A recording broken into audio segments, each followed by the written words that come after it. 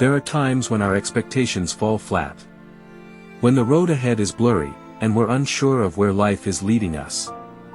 In those moments, life feels like a giant question mark. Confusion creeps in. Meaning feels lost.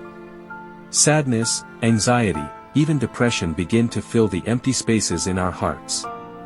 The weight becomes too heavy to carry. When the weight of life becomes too heavy to carry. When silent battles turn into sleepless nights. Depression creeps in like a shadow, quiet, but overwhelming. You start to wonder. Where do I go from here? Is there a way out? Who can take this burden from me? Is there anyone who truly understands?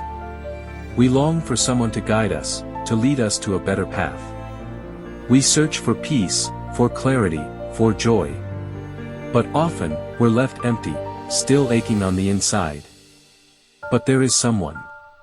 Someone who sees what you're going through. Someone who understands your silent pain. His name is Jesus.